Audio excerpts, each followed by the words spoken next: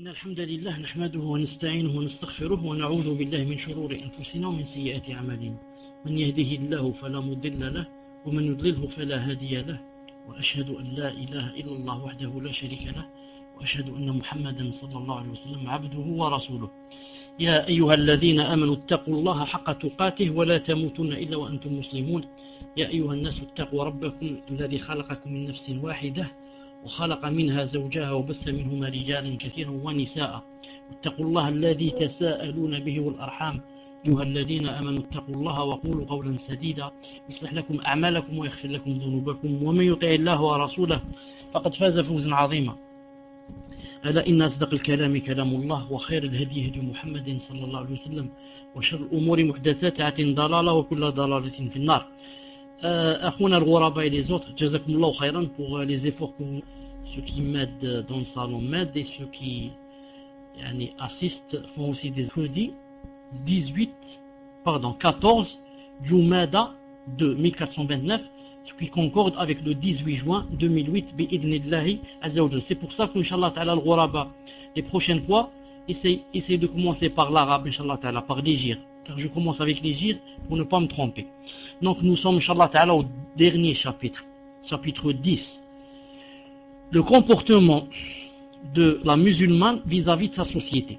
Bismillah ar-Rahman ar-Rahim. Introduction. À l'instar de l'homme, la femme musulmane est chargée d'accomplir une mission noble dans la vie. C'est quoi? Adorer Allah Azza wa Jal et instaurer sa religion sur terre, dans celle de manière influente et efficace, tant que ses aptitudes et ses conditions familiales le lui permettront. Elle est appelée à être en contact avec ses semblables et à se comporter avec elles conformément aux valeurs de l'islam. La sœur, la musulmane, là où elle se trouve, elle doit consacrer ses actes et ses propos à l'orientation des autres femmes. Ainsi, elle devient effectivement une source de rayonnement capable d'éclairer sa société grâce aux principes de l'islam. Naam. Vous avez remarqué ici ce qu'il a dit? Il a dit que, dans ce cadre, la musulmane est appelée à assumer son rôle social de manière influente et efficace. Avant cela, il a dit, la femme musulmane,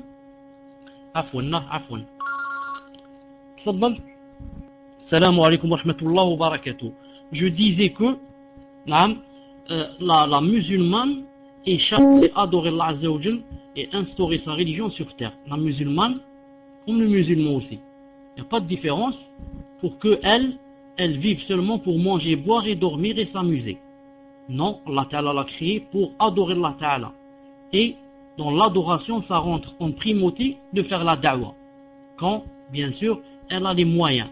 Elle a la science nécessaire, le comportement nécessaire, les dhorouf et les conditions qui lui permettent. Naam. Car si Allah Azza wa Jal veut et fait d'une sœur qu'elle devienne subhanallah al-azim, un point, ou disons une chose qui illumine les autres, c'est que Allah Ta'ala a voulu de cette sœur le bien, car elle est arrivée au niveau 2, elle dirige les autres, elle les oriente, elle devient, c'est comme si les gens étaient dans l'obscurité et c'est elle la lumière. Les gens sont dans la bid'a, c'est elle la sunnah, elle leur la montre. Les gens sont dans l'égarement, dans le tablir, dans le habash, dans ceci, et elle leur montre le vrai chemin. Sûrement que ce n'est pas donné à toutes les sœurs, et ni à tous les frères. Si Allah Azza wa Jal veut élever quelqu'un dans les rangs, il lui donne par exemple cette chose.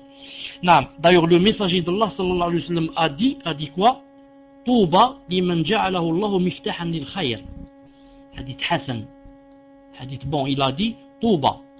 C'est un arbre spécialement dans le paradis, prédestiné spécialement à ceux qui seront des clés pour le bien.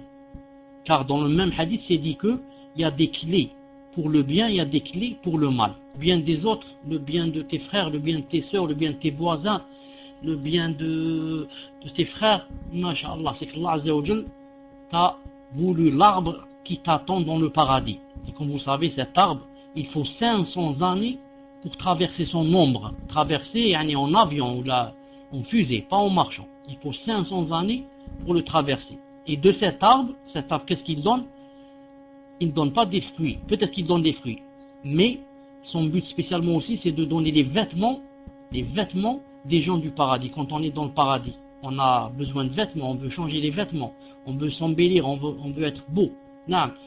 Où est-ce qu'on va acheter les vêtements? Dans le Monoprix, il y a des arbres. Non, des arbres qui donnent, masha'Allah, des vêtements. Donc, la sœur musulmane, la vraie, Inch'Allah Ta'ala, ne vit pas son but. Ou alors, si elle a un but, ou elle a des buts, ces buts, ce ne sont pas les buts des kuffars, qui vivent pour manger, boire, s'amuser, et dormir, et boire l'alcool et faire la zina. Et ça s'arrête là. Pour essayer d'illuminer les autres, comme Allah Ta'ala l'a illuminé. Ici, il a dit, la musulmane imprégnée des enseignements du Coran et de la Sunna est une personne sociable excellente. Elle est par conséquent digne d'accomplir son rôle de prédication parmi les femmes de sa société et d'éclairer leurs esprits et leurs âmes. Sa mission principale consiste à expliquer par ses propos et concrétiser par son comportement le statut prestigieux que l'islam a octroyé à la femme et son rôle précurseur dans l'amélioration de sa condition. La bonne morale représente l'essence de cette mission, car les textes affirment qu'elle est une obligation dont l'accomplissement garantit la récompense d'Allah Azza wa Jal et dont l'abandon, c'est-à-dire celui qui n'a pas la bonne morale, attire le châtiment d'Allah Azza wa Jal. Ce n'est donc qu'en acquérant une morale saine et noble que la femme réussit à devenir une femme modèle, une femme sociable, dont les qualités distinctives sont la sincérité, la piété et la bonté. Une musulmane consciente des principes de sa religion se distingue dans les assemblées féminines par son observance des valeurs islamiques. Par les valeurs islamiques et le bon comportement aussi, se distingue dans les assemblées féminines. Elle n'est pas là seulement avec ses sœurs pour plaisanter et rire et dire tape 5, on tape 5. Non, mais elle a surtout les sœurs pour que je les aide. De quelle information manque-t-elle pour que je leur donne, ou bien je leur corrige un mauvais comportement, ou bien je corrige un déviement, ou bien je donne une nasiha, ou bien j'encourage. Naam, subhanallah al-azim, tu étais avec le hijab, et maintenant, masha'Allah, tu es avec le djilbab. Je l'encourage, je lui dis, masha'Allah, ma soeur, qu'Allah Azza wa Jal te préserve, qu'Allah Azza wa Jal multiplie de ton genre. Et comme ça. Naam, elle est très remarquée, la sœur, dans les assemblées féminines. Naam, elle ne forme pas comme ça, naam, au point où on peut ne pas la remarquer. Mais elle est là, masha'Allah, avec sa sincérité, sa piété, sa science. Naam. Et elle fait ça pour Allah. Ce n'est pas pour se montrer et pour qu'on la montre du doigt et pour qu'on parle d'elle quand elle est absente. Jamais. Si elles sont cela, il vaut mieux qu'elles se taisent. Mais elle le fait pour Allah Azza wa Jal. Naam. Ce qu'il a dit, ces valeurs-là qui caractérisent son comportement social. Naam. Ce sont ces valeurs qui façonnent foncièrement sa personnalité et caractérisent son comportement social. Pour elle, la sœur, les valeurs morales islamiques sont une source intarissable dont elle puise les éléments constitutifs de sa conduite, de ses habitudes et de son comportement avec les gens. C'est là une source douce et limpide qu'elle revient régulièrement pour purifier son âme et développer son comportement social conformément à l'islam. Naam. Donc, la sœur musulmane, et le frère aussi bien sûr, revient beaucoup à quoi? À la source limpide, la compréhension des pieux prédécesseurs. Plus on revient vers cette source, plus c'est un délit de la foi et de la soumission et de la sincérité et de la piété. Plus on s'éloigne de la source, on laisse le Coran, la Sunna, plus ça veut dire quoi? Ça veut dire qu'on est en train de suivre ses passions. D'ailleurs, c'est Allah Ta'ala qui a dit dans le Coran, il a dit فَإِنْ لَمْ يَسْتَجِيبُوا لَكَ فَإِنْ لَمْ يَسْتَجِيبُوا لَكَ فَاعْلَمْ أَنَّمَا يَتَّبِعُونَ أَهْوَاءَهُمْ. C'est un verset dans Sourate Al-Qasas. Ça donne en français à peu près. S'ils ne te répondent pas, s'ils ne te suivent pas, quand tu leur demandes de te suivre, quand tu leur montres des choses, etc., s'ils n'appliquent pas, alors sache que quoi? Qu'ils sont en train de suivre leur passion. Quiconque fait une chose, sans avoir demandé et vu si ça se faisait dans le Coran et la Sunna, ça veut dire que quoi? Il est en train de suivre ses passions. Si tu pouvais, ils ont dit comme ça, je crois que c'est Ahmed ibn Hanbal rahimahullah qui a dit ça.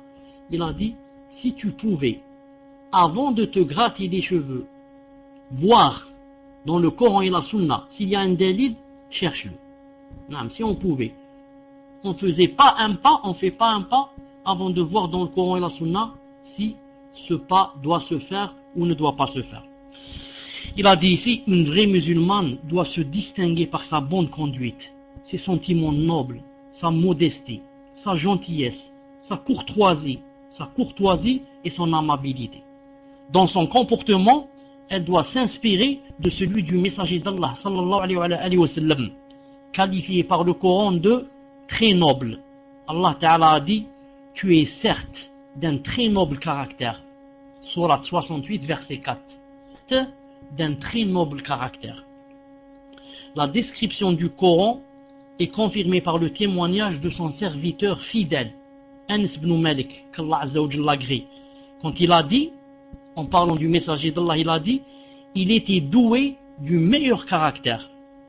Hadith rapporté par Bukhari, qui était le compagnon qui passait le plus de temps avec le messager d'Allah, sallallahu alayhi wa sallam, avait constaté que son comportement était d'une noblesse qu'aucun autre humain ne peut atteindre. Dans un hadith que nous avons déjà cité dans le chapitre présent, il décrit la conduite du prophète sallallahu alayhi wa sallam en ces termes. Qu'est-ce qu'il a dit? J'ai été au service du messager d'Allah sallallahu alayhi wa sallam pendant 10 ans. Il ne m'a jamais dit pourquoi as-tu agi de la sorte à propos d'un de mes actes, ni tu aurais dû faire telle chose pour une tâche que je n'ai pas accomplie. Rapporté par Bukhari ou Muslim. Afin de raffiner la personnalité du musulman et la rendre digne de mérite auprès d'Allah Azza wa Jal, le messager d'Allah sallallahu alayhi wa sallam ne cessait de rappeler à ses compagnons l'importance du bon caractère. Qu'est-ce qu'il leur disait? Il leur disait, les meilleurs d'entre vous sont ceux qui ont un bon caractère.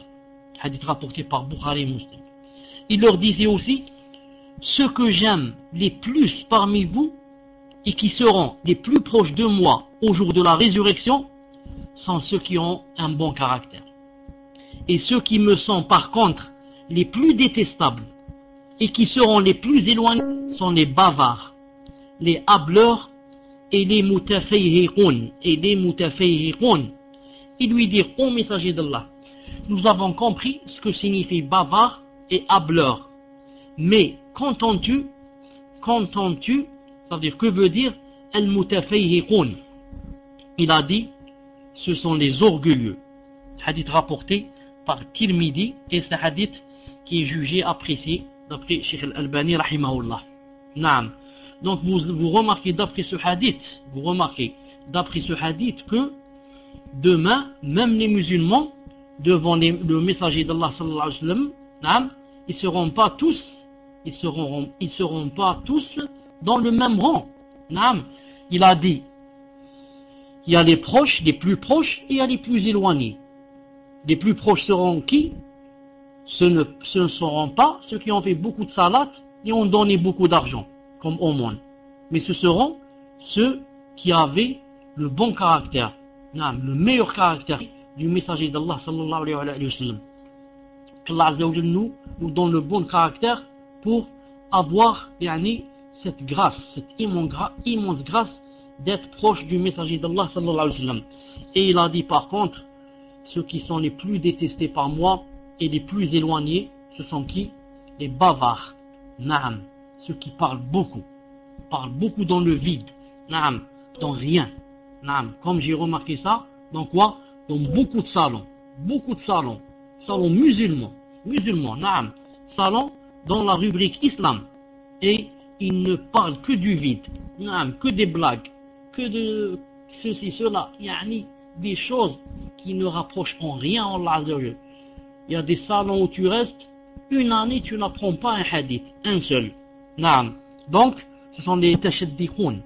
Ce sont ceux qui, lorsqu'ils parlent, naam, ne donnent pas d'importance à ce qu'ils disent.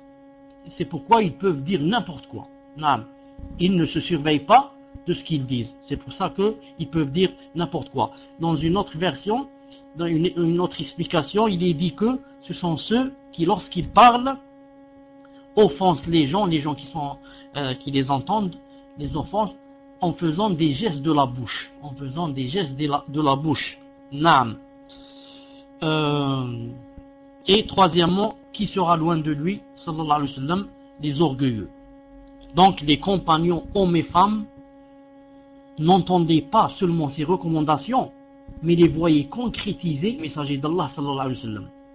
Cela contribua au polissage de leurs mœurs, qu'ils devinrent la meilleure des générations dans l'histoire musulmane. Subhanallah al-Azim, comme a dit le messager d'Allah. Khayrun nas, naam, khayrun nas qarni. Les meilleurs des gens, c'est qui? C'est, comme il a dit, qarni. Naam, mon siècle. Subhanallah al-Azim. On rapporte que Anas ibn Malik radiyallahu ta'ala anhu a dit, le prophète sallallahu alayhi wa sallam était très bienveillant. Nul ne venait le voir en cas de besoin sans qu'il lui promette de l'aider et sans qu'il tienne promesse quand il possédait de quoi subvenir à ce besoin.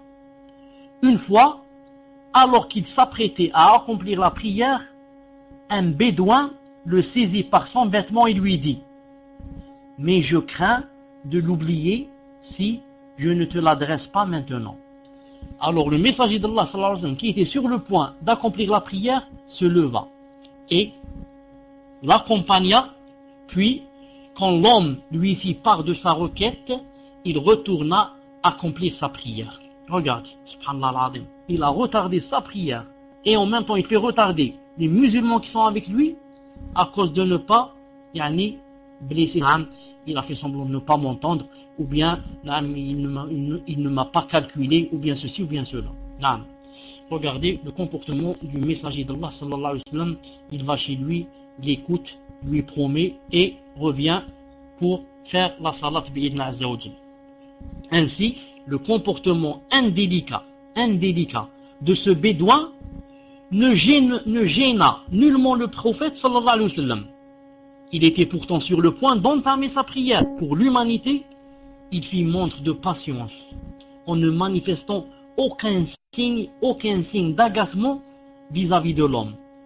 Et mieux encore, il reporta sa prière pour l'écouter.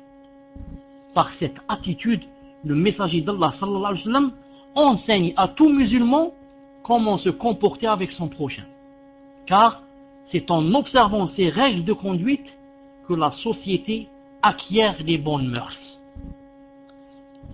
Ensuite, il a dit, si chez les non-musulmans, chez les kuffars, l'éducation bonne et saine est l'unique origine des bonnes mœurs, chez les musulmans, c'est plutôt le caractère religieux des règles morales qui contribuent à les enraciner dans leur société. Naam. Car pour un musulman, le bon caractère est une attitude dictée par la religion et par conséquent, elle est liée à la récompense d'Allah Azza wa Jal dans la vie future. Mieux encore, le bon comportement, le bon caractère est l'acte salvateur qui aura le plus de poids le jour de l'Islam, au jour de la résurrection. Aucune œuvre, aucune action ne sera plus pesante dans la balance du croyant que le bon caractère. Car Allah, exalté soit-il, déteste celui qui est grossier et impudique. Naam. Voir Sahih al-Jami' de Sheikh al-Albani rahimahullah 1877. Inna Allah yubridu al-fahish al-mutafahish. Naam. Donc vous remarquez que l'une des grandes différences entre le musulman et le kafir a aussi un bon caractère. Vous avez remarqué, il est poli, il est respectueux. Mais quelle est la différence entre lui et nous? Lui, il fait ça, naam, par respect pour autrui, naam, parce qu'il a des intérêts avec l'autre. Il doit lui sourire. Quand vous rentrez dans le magasin, il te sourit. Elle te sourit, naam, pour que tu achètes, c'est tout. Naam, mais elle est, masha'Allah, respectueuse avec toi, la vendeuse. Naam, c'est pas parce qu'elle t'aime, ou là, non, jamais. Parce que, naam, c'est juste pour que tu achètes d'elle, pour que font les kuffars. Mais le musulman, à la grande différence du kafir, quand il sourit à son frère, il le fait par adoration. Il veut avoir des récompenses. Quand il se comporte bien, il veut avoir des récompenses. Quand je suis en tête à tête avec une personne, car mon but ce n'est pas que les gens parlent de moi, naam, mais mon but c'est la rétribution d'Allah Azza wa Jal. Donc voici la grande différence entre quoi? Entre le comportement du musulman et le comportement des kuffars. Dans un autre hadith, le messager d'Allah sallallahu alayhi wa sallam indique que le mérite du bon caractère équivaut même à la prière et au jeûne, qui comptent parmi les piliers de l'islam.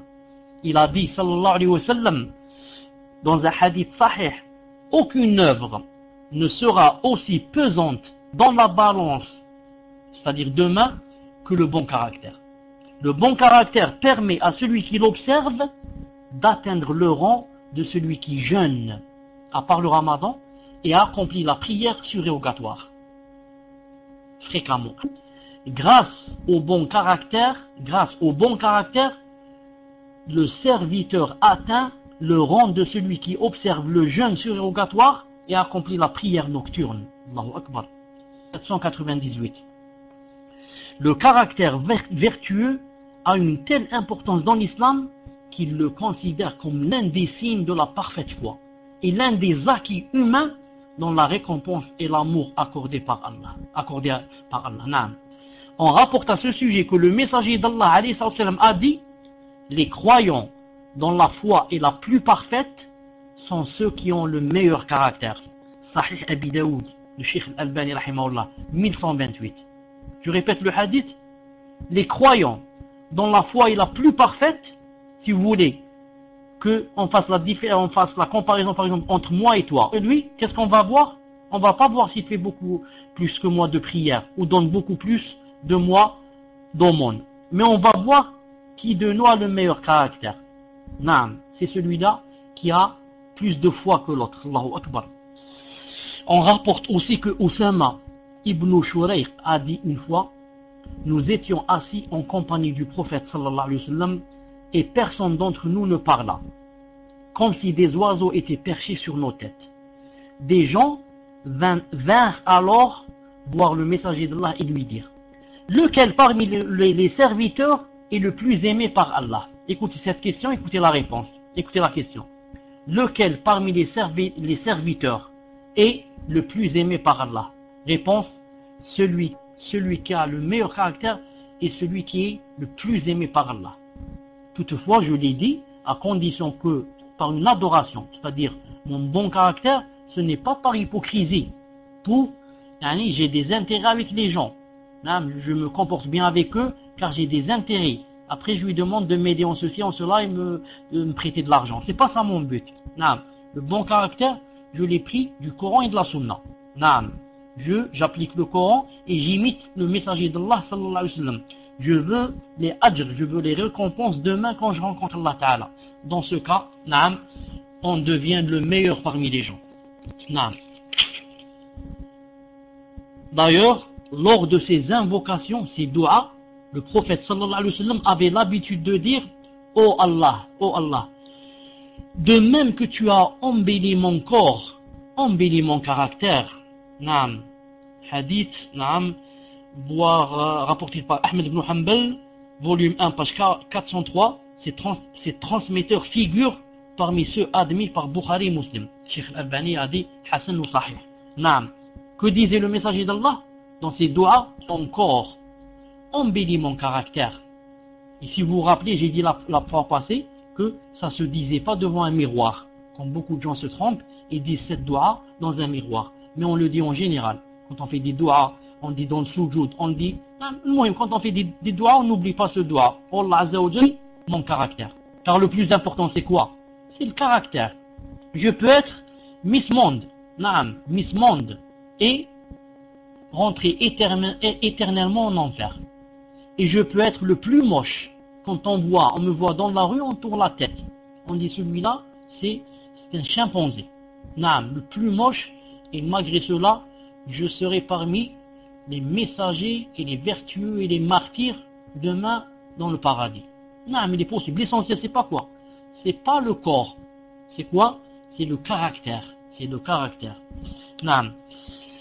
Le bon caractère est une attitude qui englobe toutes les valeurs morales, naam, qui contribuent au raffinement et à l'ennoblissement du comportement humain, tels que la pudeur, l'indulgence, la magnanimité, la bienveillance, la tolérance, la véracité, la loyauté, l'honnêteté, la droiture, la pureté d'âme, le bon accueil, etc. Naam. Deuxièmement, elle est véridique. Deuxièmement, elle est véridique. Vous écrivez le temps que je me repose un peu. Al-Ghuraba, vous êtes avec moi? Alhamdulillah. La femme musulmane est véridique. Naam. Attendez une seconde, j'ai oublié une chose. La femme musulmane est véridique avec tout le monde. Car les principes de l'islam lui apprennent que la véracité représente le sommet de la bonne morale et que le mensonge est à l'origine de tous les vices et de tous les méfaits. Le prophète sallallahu alayhi wa sallam indique l'aboutissement logique de la véracité ainsi que celui du mensonge lorsqu'il a dit: la véracité conduit à la piété et la piété mène au paradis. Un homme, entre parenthèses une femme aussi, ne cesse de dire la vérité jusqu'à le mensonge conduit à la perversité. Et la perversité mène à l'enfer. Et un homme et une femme aussi ne cessent de mentir jusqu'à ce qu'il soit inscrit auprès d'Allah en tant que fief et menteur. Rapporté par Bukhari ou Muslim. Conclusion donc c'est quoi? La véracité, le fait de dire la vérité, de ne pas mentir, conduit à quoi? Conduit au paradis. Et le mensonge conduit à quoi? Conduit à l'enfer. Naam. C'est donc une suite logique. S'accoutumer à la véracité fait d'elle, de la musulmane, une qualité inhérente à notre personnalité. D'où le mérite d'accéder au paradis. Tandis que le mensonge continuel rend immorale la personne humaine. Il attire où la nécessité pour toute croyante de s'attacher à la véracité dans son dire et son comportement, inscrit auprès d'Allah comme étant véridique. Naam, être inscrit auprès d'Allah Azza wa Jal comme étant quoi? Comme étant véridique. Naam. D'ailleurs, je crois que vous savez, je l'ai dit comme ça plusieurs fois, ça ne fait rien, je le répète aujourd'hui pour ceux qui ne le savent pas ou l'ont pas entendu, et ceux qui le savent c'est pour une déclaration, c'est un rappel. Naam. Vous savez que il y a un verset où Allah Ta'ala dit dans le Coran: Ala inna awliya Allahi la khawfun alayhim wa lahum yahzanun alladhina amanu wa kanu yattaqun lahumul bushra fil hayati dunya wa fil azza wa jalla. A dit en vérité, c'est sourate Yunus, verset 62. En vérité, ils ne seront point affligés. Qui sont les bien-aimés? Qui sont? Il a dit ceux qui croient en Allah et le craignent. Alors qu'est-ce qu'ils ont comme récompense? Ils ont comme récompense ici une bonne annonce. Et comme ils ont une récompense dans l'au-delà. Dans l'au-delà, bien sûr, c'est quoi? C'est le paradis. Mais c'est quoi ici la bonne annonce? Le messager d'Allah l'a montré, il a dit ils auront le songe authentique, le vrai songe. Le rêve, quand ils font des rêves, de temps en temps, Allah Azza wa Jalla leur donne quoi? Il leur donne le songe véridique. Le songe véridique. De voir le messager d'Allah, de voir les compagnons, de voir l'imam Malik, l'imam Ahmed, de voir Sheikh bin Uthaymin, Allah yarhamou, et comme ça. Des songes authentiques. Taïb, ce songe authentique, pour qu'il vienne, quelle est l'une de ces conditions? L'une de ces conditions, comme a dit Hadithan, il a dit, le messager d'Allah a dit, plus une personne est véridique quand elle parle et ne ment pas, plus elle va voir des songes véridiques. C'est-à-dire que toute personne qui a l'habitude de mentir, c'est pas la peine qu'elle attende qu'elle voie des songes véridiques. C'est pas la peine. C'est une des conditions. Une des conditions d'avoir des songes véridiques, pour que Allah Ta'ala te donne des songes véridiques, c'est d'être des personnes qui ne mentent pas.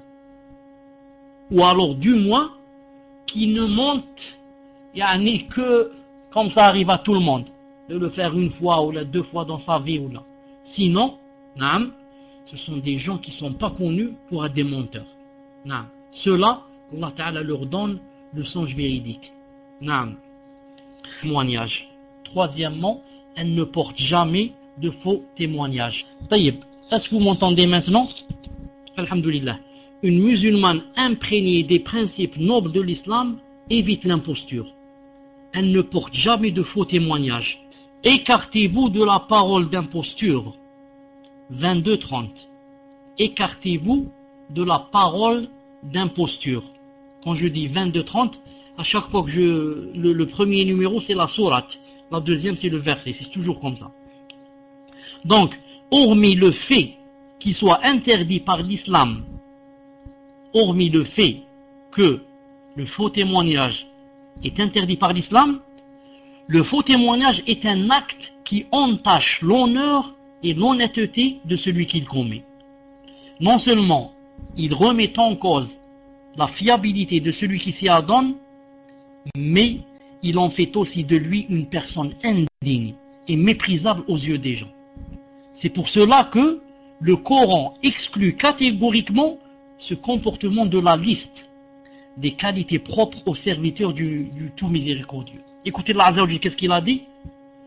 Ceux qui ne portent pas de faux témoignages et qui, lorsqu'ils passent auprès d'une frivolité, s'en écartent noblement. 25-72. Allah Ta'ala fait des éloges de certaines personnes. Qu'est-ce qu'il a dit? Il a dit ceux qui ne portent pas de faux témoignages et lorsqu'ils passent auprès d'une frivolité, s'en écartent noblement. Le faux témoignage est un péché si grave que le messager d'Allah le range conjointement au polythéisme et à la désobéissance aux parents. Il ne s'est pas contenté, sallallahu alayhi wa sallam, de le mentionner, c'est tout. Mais, comme j'ai dit, il l'a rangé conjointement au polythéisme et à la désobéissance des parents qui sont bien sûr parmi les pires et les grands péchés. En effet, le messager d'Allah a à plusieurs reprises réitéré aux compagnons sa mise en garde contre la tentation de le commettre en le condamnant violemment. Bukhari Moussa a dit une fois, le messager d'Allah nous a dit: vouliez-vous que je vous indique les plus graves parmi les péchés majeurs? Nous répondîmes: certes oui, au messager d'Allah. Il nous dit alors: ce sont l'attribution d'associer à Allah Azza wa Jal et la maltraitance des pères et des mères. Il a dit cela en étant accoudé, puis s'asseyant, il rajouta: évitez surtout le faux témoignage. Il ne cessa pas, dit Abu Bakrata, de répéter cela au point que nous dîmes: ah, s'il mettait fin à ses propos, ah, s'il se taisait, tellement il répétait: évitez surtout le faux témoignage, évitez surtout le faux témoignage. Quatrièmement, elle est conseillère.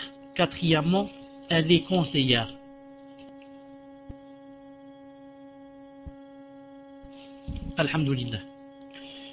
Une musulmane pieuse et consciencieuse ne se contente pas de purifier sa personne des mauvais caractères. Elle fait de son mieux pour manifester sa loyauté à ses connaissances parmi les femmes égarées, en leur portant conseil. Car parmi les femmes, il y en a celles qui font des fautes et qui ont besoin d'une personne qui, par ses conseils sincères, les aide à retrouver le droit chemin, et donc d'assumer ce rôle à chaque fois qu'elle constate une conduite non convenable de la part des femmes qu'elle fréquente. Le bon musulman, le bon frère et la bonne sœur, quand ils rencontrent ou là ils remarquent une erreur ou bien une faute chez quelqu'un, il ne doit pas trouver plaisir, et subhanallah, qu'il dise dans son cœur, alhamdoulilah, il a fait cette faute. Non, celui-là c'est mon frère, celle-là c'est ma soeur. Je voudrais les sauver. Je voudrais qu'ils restent toujours dans mon rang. Je voudrais toujours qu'il y ait ce lien de fraternité entre moi et eux. Donc, ça ne me fait pas plaisir quand on m'apprend que X, qui était masha'Allah, par exemple maintenant, fréquente des filles, ou bien qui ne fait pas la salade. Ça ne doit pas me faire plaisir. Au contraire, ça me fait mal. Ça doit me faire mal. Et de le retirer encore une fois, de lui faire la nasiha, de faire en sorte d'enlever les ambiguïtés qu'il a, et comme ça, de l'aider.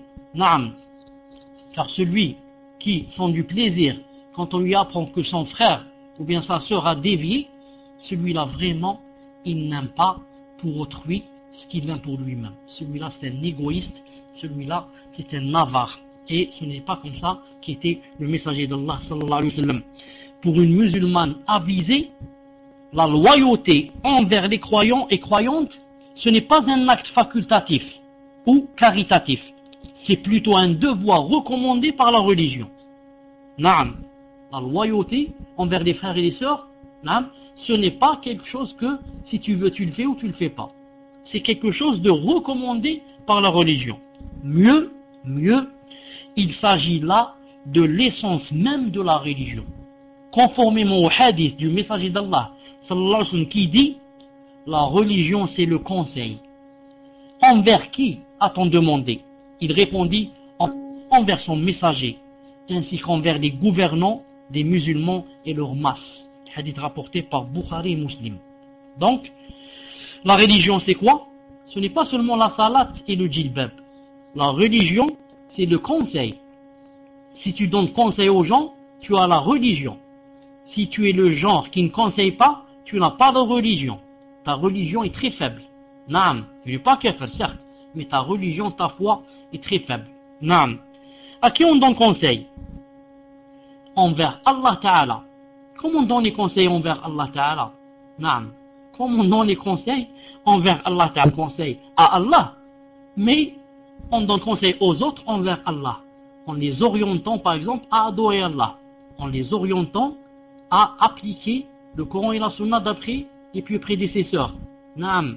Comme ça, donc on donne conseil envers Allah, envers son livre, naam, en vantant les mérites de son livre, en expliquant ses versets, en montrant ce qu'il y a à l'intérieur comme chose sublime, comme beauté, comme subhanallah azim. Ça on a fait la nasiha envers son livre, envers son messager, naam, en montrant aux gens qu'il est le seul, naam, dans cette dunya pour nous, naam, qu'on doit suivre. Il n'y a pas une autre personne.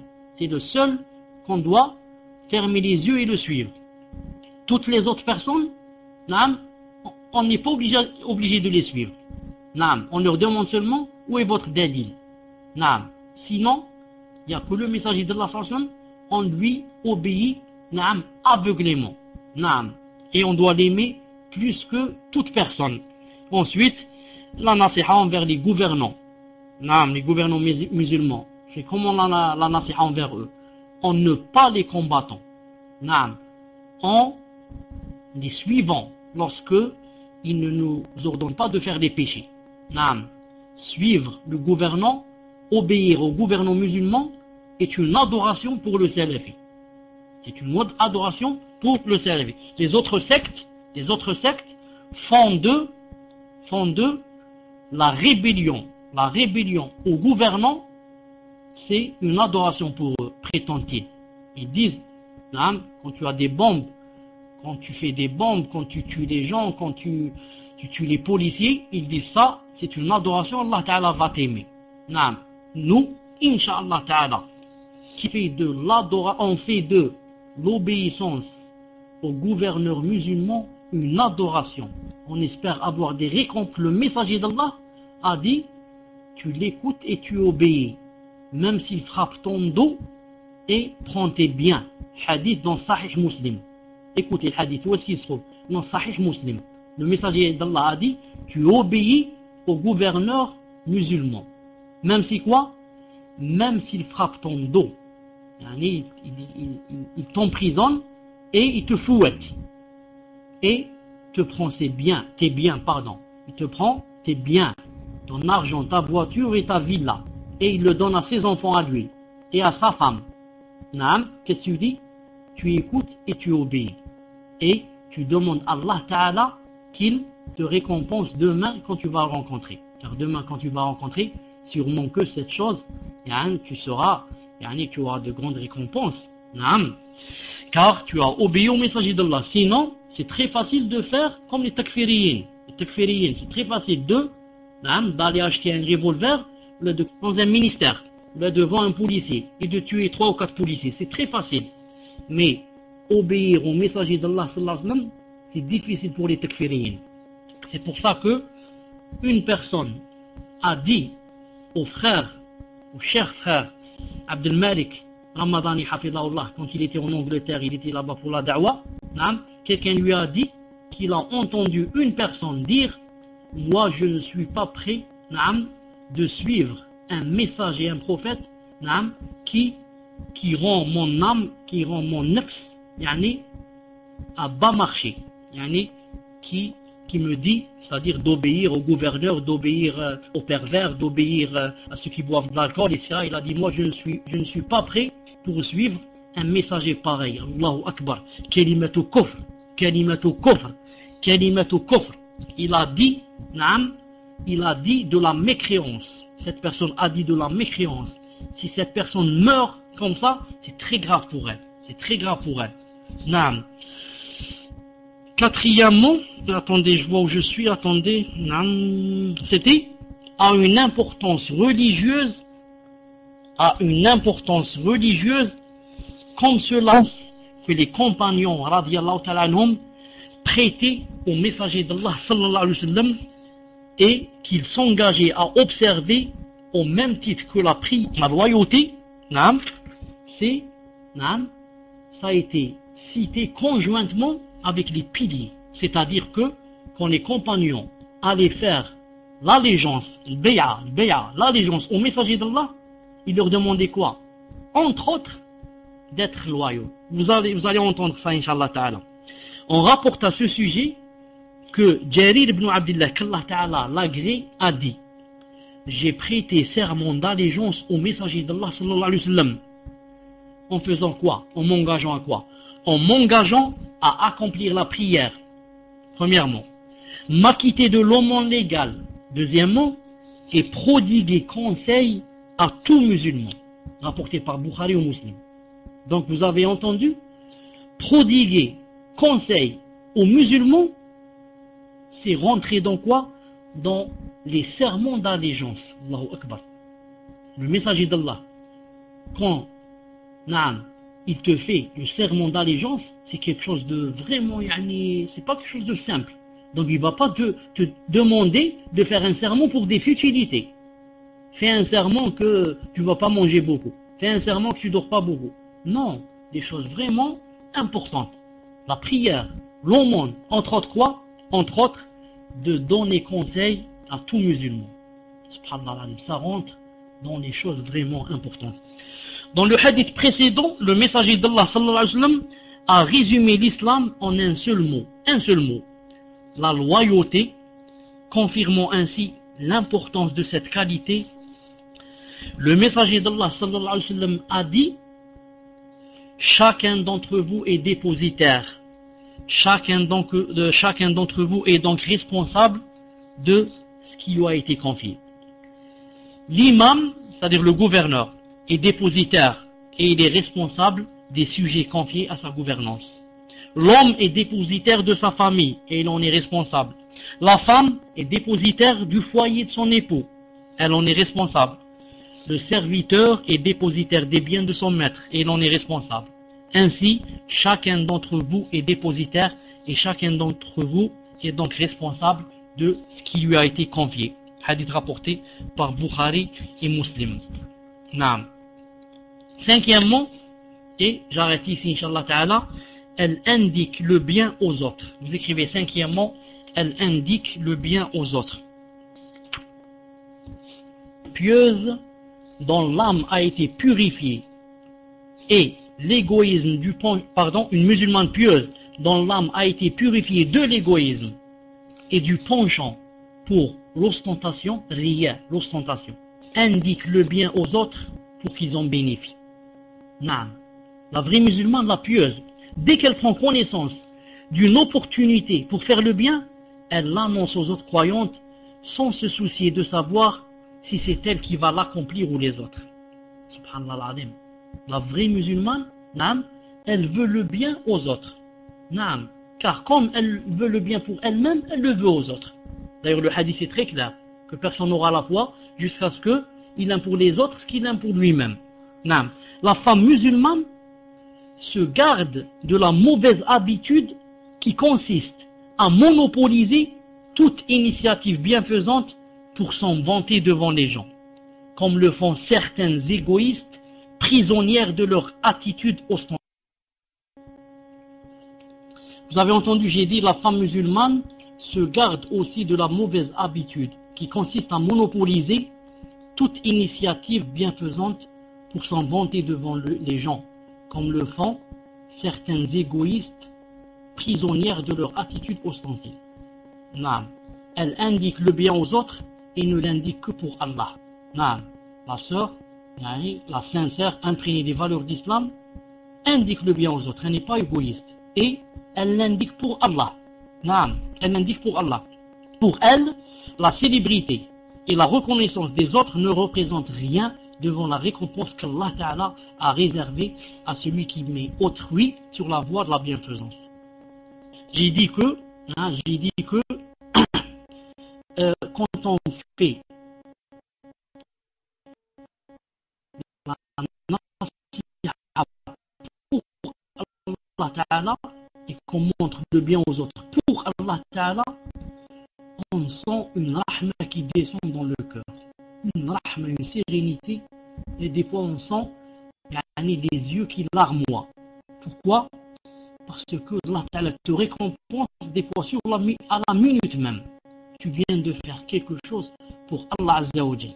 C'est pour ça que l'une des preuves de la sincérité, c'est que tu montres, tu fais la nasiha à une personne en tête à tête. Je n'attends pas que les gens me voient ou m'entendent que je viens de t'apprendre un hadith ou là. Non, je viens de l'apprendre pour Allah Ta'ala. Je le fais pour la récompense d'Allah. C'est pour ça que je sens quelque chose dans mon cœur, masha'Allah. Une bushra, une bonne nouvelle d'Allah subhanahu wa ta'ala.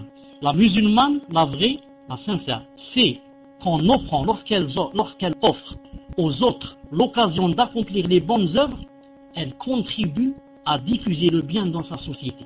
Et elle va... Salam alaikum wa rahmatullahi wa barakatuh. Vous m'entendez? J'ai dit que lorsqu'on montre le bien aux autres, on a d'abord quoi? On a d'abord la récompense de lui avoir montré la chose. Deuxièmement, qu'est-ce qu'on gagne? On gagne que la chose que je viens de lui montrer, lorsqu'il va la faire, je vais avoir des hasanats avec lui. Pourquoi? Parce que c'est moi la cause. C'est moi qui lui ai compris, qui lui ai montré la chose. Quand j'apprends à quelqu'un qu'il y a une salade qui s'appelle salade Doha, donc quand il va la faire, il ne savait pas. Maintenant, quand il va commencer à faire salade Doha, je vais avoir des hasanats, des récompenses avec lui quand il va faire cette prière. Naam. Quand je suis avec quelqu'un et je lui apprends par exemple que le mercredi, chaque mercredi, après salat al-Dhuhr, chaque mercredi, après salat al-Dhuhr, après la prière du Dhuhr, si quelqu'un fait des doigts, les doigts sont exaucés. Et je lui dis le hadith sahih authentifié par Cheikh Al-Albani rahimahullah. Qu'est-ce qui va se passer? Premièrement, j'ai des récompenses de lui avoir dit cela. Deuxièmement, quand il va faire des doigts, le mercredi après salat al-Dhuhr, j'aurai des récompenses à chaque fois qu'il fait une doua. L'ange va dire Amin, et pour toi aussi, car c'est moi qui ai été la cause pour lui avoir appris cette doua. Et comme ça, regardez l'avantage de celui qui montre le bien aux gens. Regardez l'avantage de celui qui montre l'islam aux gens. L'avantage de celui et celle qui oriente les autres vers Allah subhanahu wa ta'ala et vers son paradis et les éloigne de son enfer. Naam. Naam. Il a dit ici, priver les autres de participer aux œuvres de bienfaisance dans l'intention d'avoir l'exclusivité de leur accomplissement est un fléau néfaste. C'est l'égoïsme qui nous pousse à faire cela. Certaines personnes découvrent des projets ou des méthodes de bienfaisance, mais malheureusement, ils les gardent pour eux dans l'unique intention de les réaliser en exclusivité. Or, la vie est limitée, tout comme les capacités individuelles. Cela implique que ces projets, ô combien bénéfiques pour la société, disparaissent souvent avec la disparition des gens. Donc, agir de la sorte est un méfait à l'encontre de soi-même avant de l'être à l'encontre de la société. J'ajoute, avant d'être un péché. Naam. Les musulmanes et les musulmans qui aspirent à l'agrément d'Allah Azza wa Jal seraient cependant exempts de ce fléau, car leur religion leur a enseigné qu'indiquer le bien à autrui à son auteur. Naam. Voilà, Inch'Allah Ta'ala, j'ai terminé bi'idna Azza wa Jal pour aujourd'hui.